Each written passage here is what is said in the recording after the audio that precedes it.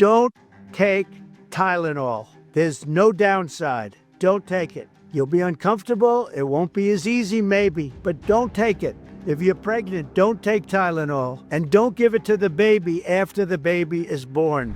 Tylenol is our go-to option for pain and fever in pregnancy because NSAIDs like ibuprofen and aspirin have well-proven risks. It's literally on the safe medication list that I give to my patients in the OB clinic. Here's the interesting twist. Their claim isn't totally made up. What if a common painkiller is truly the cause of autism? Is this true or just an overreaction? Let's find out what the real evidence says. Hi, I'm Dr. Eric Westman. Welcome to my channel where I debunk and review health information, usually nutritional. But I think we can learn from this information being put out. There are a lot of similarities to the information about nutrition here. So be sure to wait till the end of the video where I give you my final thoughts. Since RFK Jr. and President Trump held a press conference on Tylenol and autism, my cell phone exploded with tweets, emails, and messages asking for me to uncover the truth. Interestingly enough, I was actually working on a video for a new Truth or Scare episode on the association between Tylenol and autism. Now, I wanted to come into this video very level-headed, relaxed, just to talk about the facts, cover what was wrong, cover what was right. But this press conference was just so bad. Well, this is a video by Dr. Mike, who is a prominent doctor influencer. I'm sure a lot of people get information from him. And in general, I like what Dr. Mike has to say. He even tried the keto diet some time ago. But like a lot of people, I think, who aren't using it for reversing a medical or psychiatric condition, he didn't see the benefit of doing it for him personally, which I totally understand. But so let's get into the idea of science first, and then the education about the science, how you learn from it, whether the U.S. government should be giving scientific information. These are all really important things. First, let's talk about the science. It's actually very similar, the data quality and, should I say, weakness of the science linking autism and acetaminophen. It's similar to the association of red meat and cancer. You look at the odds ratios, it's about 1.1 or 1.2. And so you've probably heard me for years talk about the association is not causation. When you look at the red meat and cancer or even heart disease, it's association, not causation. I'm afraid the science is at that level where it's not really conclusive. And I didn't have to do much searching on that to find that out. Looking at the meta-analyses and actually primary data, there's no randomized trial saying that autism is from Tylenol. That would be hard to do. But again, there are numerous randomized trials of low-carb diets, reversing obesity, type 2 diabetes, things like that. So we're really at that associational level that typically I don't make much doctor-level decision-making based on this. Let's see what Dr. Mike has to say. Truth and facts have progressively become devalued in comparison to winning. And before your mind goes there, this isn't a left or right thing either. Whether it was President Biden announcing boosters before the CDC and FDA even approved them, or President Trump pushing hydroxychloroquine as a game changer while his own NIH rushed to fact check him. Even Vice President Kamala Harris has played this game, claiming she would not get Trump's vaccine, only to get it several months later. The problem is just universal. And now with this autism press conference, we've sunk to an all-time low. Well, I do remember something called the USDA food pyramid. Remember that? The shape. It really had never went through any research showing that it would help with human health. I met with researchers of a subsequent to food rainbow, I think it was, and they said we've done a lot of research on it, but the research was the accuracy of the information about the food, not research about what would happen if you told people to do it. So it's not the first time that our government has pushed out information that is of limited scientific validity. But most people kind of think back to the food pyramid as a method of promoting foods that America makes. It was lobbying of the industries to get the government to change. So I'm wondering what's going on here, if that sort of lobbying is at as corporate level or individual level, because you can get governments to say things that don't have science behind them.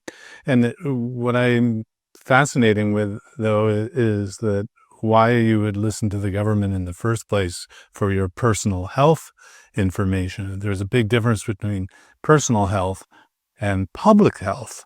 And that is something that I'm not so distraught as Dr. Mike. Most of my patients are not looking to the President of the United States, a politician, for the best health information. So I don't see that as a big all-time low here, but perhaps it's the first time Dr. Mike has seen this. This is based on what I feel. Scientific press conferences are not supposed to be about how you feel. It's not even about how experts feel. It's about what the evidence shows and to what level it shows it. I'm not a doctor, but I'm giving my opinion. This literally reminds me of one of those stupid shirts at Spencer's that say, "I'm not a doctor, but I'll take a look." This isn't comedy. This is what folks will use to make their health decisions. Some of the press conference is even uncomfortable to listen to. Look, I point out that political correctness can stifle speech that could perhaps give us a better understanding of reality. In fact, I've even been called fatphobic and have had to defend myself for encouraging weight loss in those who are obese. But the way the president discusses these topics is just gross. Like an Ozempic, or I call it the fat pill or the fat drug. Sometimes it works, I guess, for people. The ones I've seen, it hasn't worked so well. I got a lot of friends, they're fat. And they said, "Yeah, I lost some weight." I said, "You don't look it to me." We've blurred the reality between podcast hosts who straddle the line between comedy and politics with a president who makes jokes at the expense of accuracy and others' well-being. Well, I think that's a fair point, where the information that you get may be evaluated or vetted through channels like research papers, and yet you can't trust all the research papers. There's an editor of a major medical journal who thought that most of the research that was being done wasn't replicable or replicated. So you want to be distrustful of that too.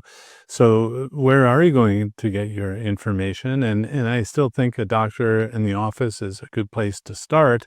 And yet here I am on a channel to try to tell you what you need to know about nutrition, especially if you have a health issue. So if you're one of my patients or you're seeing a doctor for diabetes or obesity, what I say is actually different than what most doctors say. And there's an interesting little space in the internet here of things that are thought of as quackery or unscientific. And I don't know how keto and low carb got into that little space, because it's not quackery or unscientific. So, and yet a lot of the practitioners who push or recommend keto diets and low carb diets, who follow the science, also became against the traditional mainstream scientific view during the COVID era. So it's kind of a crazy time, even, when you're trying to find the pure science. Association does not mean causation. And what we see here is a political group who wanted to show some new finding. And it was about as shocking to me as someone saying red meat causes cancer, which I'm not shocked about. It's not true in a research way. It's association, not causation. So, but again, where you're going to get your information, and I hope not from the USDA food guideline. I hope not from the president, who's not an expert in scientific research. I mean, he even said that he's not a doctor.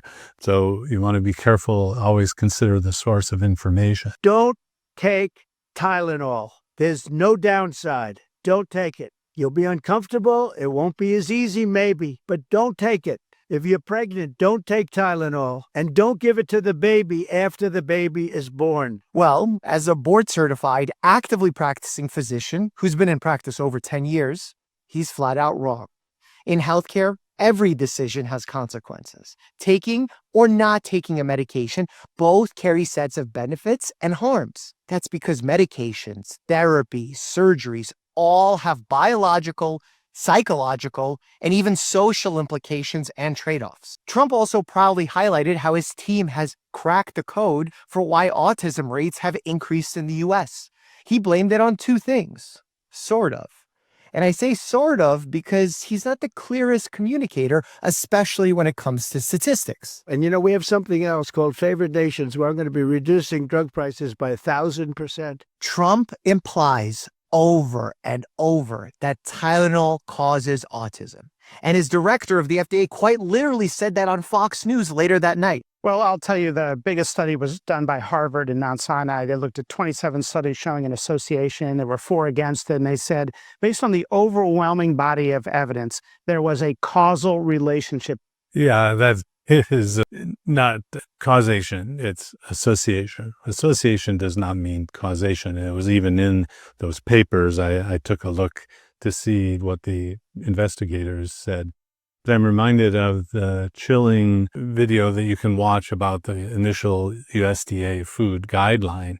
It was in a meeting with George McGovern, who said, we need to give guidance to Americans. And the researchers said, well, give us X millions of dollars in 2 years and we'll come back with guidance. And the politician said, well, we can't wait for that. This is a crisis. And so there's this urge to get information out there. And I would just, again say, consider the source of where the information's coming from.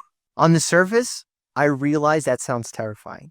Tylenol is our go-to option for pain and fever in pregnancy because NSAIDs like ibuprofen and aspirin have well-proven risks. It's literally on the safe medication list that I give to my patients in the OB clinic. Here's the interesting twist. Their claim isn't totally made up.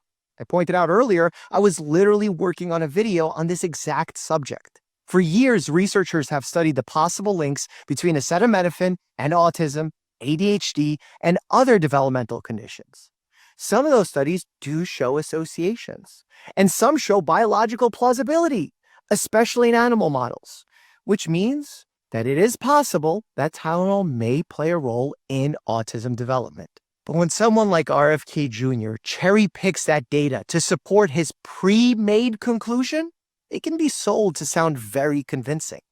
That's the big problem here. The data should lead to the story. But if you already know the story, you made it up in your head, you're not doing the science. You're doing marketing, or in this case, politics. Consistently, this administration misses the cornerstone of scientific research. Correlation does not equal causation. There's a lot to unpack in many of these studies. There's many variables and confounders at play. Just think about it. Who takes Tylenol? Those who have fevers or pain, basically people who are sick. Perhaps the association of sickness is stronger than the association of Tylenol use. Did RFK Jr. bother to even check? Yeah, the level of evidence here is important to talk about. For a doctor in a clinic to make a policy decision, meaning I'm going to tell you that this drug is going to work, there's a process of evaluating the drug. You go through clinical trials, randomized controlled trials with placebos, so you know that that drug is actually having that kind of effect. And sure, you can criticize the process, how you might suppress the side effects, things like that. But at least there's a process to put information together in a prospective manner so that a doctor can be confident giving you a drug that the risks of the drug are not high and that the benefits outweigh the risks. Now that if you get into lower levels of evidence in a legal setting, let's say you're proving to a jury that there's some association and that this poor person, the plaintiff in a jury trial, there's less of a requirement for the formal evaluation to connect the problem with the disease because you have a jury that looks at the data and sees someone who's been harmed from it. And so there's always risks and benefits. Even with the best drug out there, some people will be harmed. So someone has to step back and say, wait a second, let's compare the risks and benefits, and let's do that in a prospective manner. That's what doctors wait on before they make personal health decisions for you in a clinical setting. And that was missing here in this case. Anyway, let's zoom out and look at some real information. In 2021, over 90 scientists signed a statement that pregnant women should be cautious with Tylenol. Not to stop it, not to ban it, just to be cautious. Which really, I feel like that should always be the case with medications. Fast forward, the biggest study came out this year in Sweden, not in the US, looking at over 2 million children. When they compared siblings, one who was exposed to Tylenol, one not, boom, no increased autism risk. That's really powerful because siblings share genetics, environment, and parental health habits. So if Tylenol was truly to blame, you'd expect a signal there, but it wasn't. That reminds me of the use of, well, there's a study going on looking at Tylenol and autism. Well, there was a study going on looking at the low-fat diet and heart disease, and it didn't work. But while the study was going on, there was this kind of feeling, well, the low-fat diet must be good because they're studying it. So you never know the result of the study until it's over. Although while you're doing that kind of study, you're going to try to convince the patient that it's low-fat diet's a good thing to do. But when the study was done over, an 8-year period with tens of thousands of women, the low-fat diet didn't do anything that it was supposed to. In fact, it might have harmed some people. So this is an interesting case of how you handle a topic of insufficient scientific information. Now, here's where I get frustrated. Trump, RFK Jr., and the rest of the administration presented this like a settled fact when it's obviously not. Even the author from the Harvard School of Public Health, who was misquoted, by the way, by Dr. McCary, clearly said further research is needed to confirm the association and determine causality. He sent that in his message to Trump's team before the press conference. Now, there's a world of a difference between there might be a risk here that's worth studying and this definitively causes autism. That reminds me of a story that has to do with the Challenger, where on takeoff, the space module blew up with people on it. There's a story that goes behind this, and it was told in a setting. I saw a presentation about the data presented the night before. The night before the launch, the scientists in the government were wondering if they should launch the Challenger, and the information that went around basically said in a tabular form that there was no information to guide the temperature of that morning when it was going to launch. So the scientists said, we have no data to know what might happen. And the politicians said, well, but we have to go for the whatever, U.S. being a leader in space. And so after the fact, after the launch disaster, there was a simple scientist who put the O-ring into the temperature that it was that morning of water and showed that the O-ring broke. And so the equipment malfunctioned at a temperature, but there had been no data to know if it was going to work at that temperature. But the data weren't put into a figure. It was all just tabular, and it's harder to see the relationship that way. So the presentation on this, the presenter made that sort of argument that he made that argument that the way you present the data can make all the difference in persuasion. But it also showed the pressure of the politicians to get something to go, even though the science wasn't there yet. So I'm afraid we're in kind of a similar situation where the science is not settled on this, as Dr. Mike says. Trump and RFK took a complicated, unsettled area of research and oversimplified it into a scary narrative for their own benefit. That's not helping anyone. Well, I think that's a good video, a good take on how a scientific area can be murky or unsettled, and how it can be used politically. And I'm a little skeptical that I think most people aren't going to listen to someone who's not a scientist for this information, although I'm not sure about that either. I would rather not have political information sent out which is not scientific from the scientific arm of the U.S. government or state government or local, healthcare system. So, we do the best we can. In this case, consider the source of the information, where you're getting it from, add a little skepticism if it doesn't come from the medical journals and guidelines and lots of other guideline panels that have come out within the medical world to reassure people, like Dr. Mike is doing here, that you want to just use as little as you can, but go ahead and use the Tylenol. Yeah, not factored in here is the possible guilt that people will feel if they think it was something that they did that caused autism in their children. And if it's not true, that's an excessive amount of burden and guilt and pain that might occur as a result of saying something that's not really true. Interesting debate. If you like this, please like, subscribe, ring the notification bell so you don't miss out on further content.